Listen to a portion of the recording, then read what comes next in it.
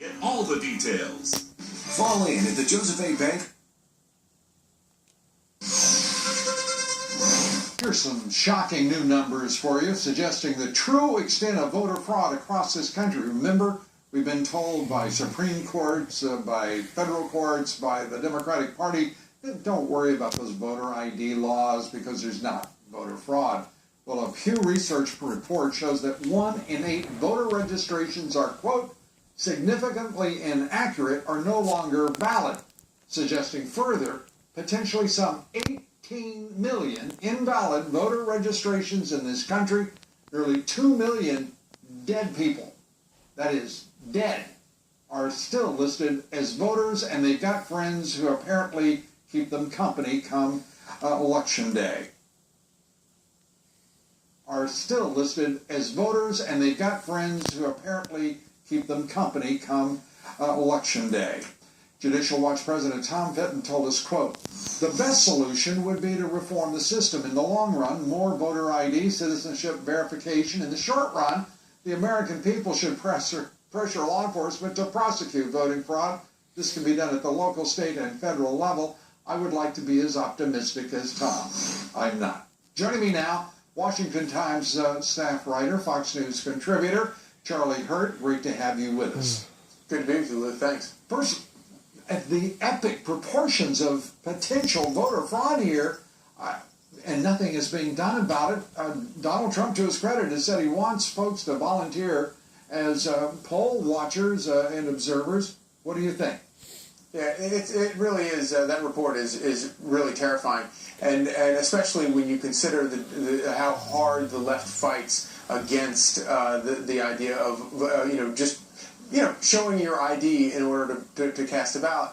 But one of the most cynical arguments that you hear from the left is that, oh, well, it's not that many people are right. Not that many instances of voter fraud. And I'm thinking, my goodness, just one instance is terrible, is unacceptable. Because, of course, any one instance of voter fraud means that another person, their vote is being canceled out by that. And it really is, it undermines the entire, the very heart of what this government is supposed to be about. Well, of course, as WikiLeaks is making clear, that's precisely the intent of the entire Clinton cartel campaign structure and culture.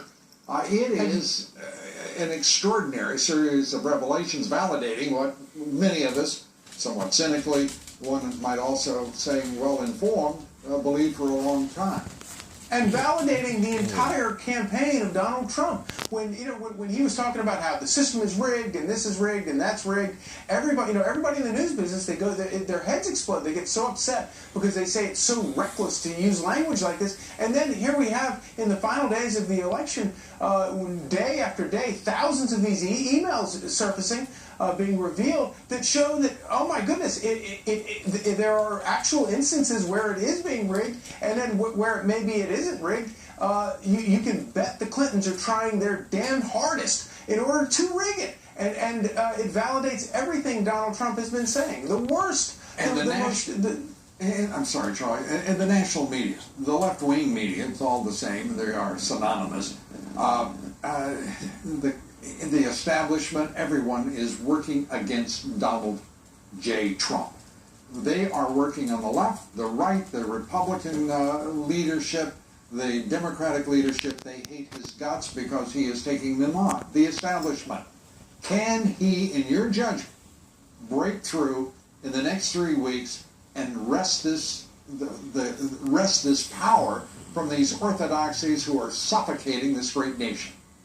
I really don't know, Lou. I mean, what we have seen in the last 2 or 3 weeks, where the media has gone after, it's one thing to go after the guy during the primary when he's just he's a showman, a real estate developer, and he's saying things that shocks people and all that kind of stuff. But we're talking about the Republican nominee. He represents millions and millions of Americans, and to have him running for public office and to have the media and as you say, it's not just the left-wing media. You have a lot of conservative media as well. Right. To have all the media unified in lockstep to defeat him, to destroy him, and to basically disenfranchise millions and millions of American voters, it's just it's shocking to me. And among them, Republican donors, some of the biggest names, the Speaker of the House acting the fool.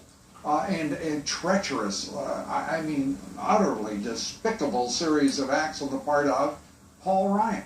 Your thought? And it's all those are all self-inflicted wounds. Donald Trump is not good. The idea that somehow Donald Trump has become the face of the Republican Party, I really don't buy that. Yes, he's the Republican nominee, but he snatched the nomination away from the Republican Party. He became his own nominee with his own issues. And why it is that people like Paul Ryan want to get involved, unendorsing him and then re-endorsing him, just run your campaign. Just do what you have to do. How about just support and honor your responsibility Yeah. as one of the leaders of the party to support the nominee? How ignorant do you have to be be this duplicitous and deceitful? Yeah. What do you think? It's Does he incredible. survive? I don't know. It's a lot harder to imagine today Is he than it gonna was get 2 weeks converted? ago. Is he going to what? Get converted. I don't know. That's a good question. All right, I got 2 I don't knows. That may be a record for Charlie Gray. Good to have you with us, Charlie. Thanks so much. Lou. Up next, Russian planes once again launching airstrikes against the Syrian city of Aleppo. Why? Look at it. Look at Aleppo. What's left of it? You need another airstrike? Are you kidding me?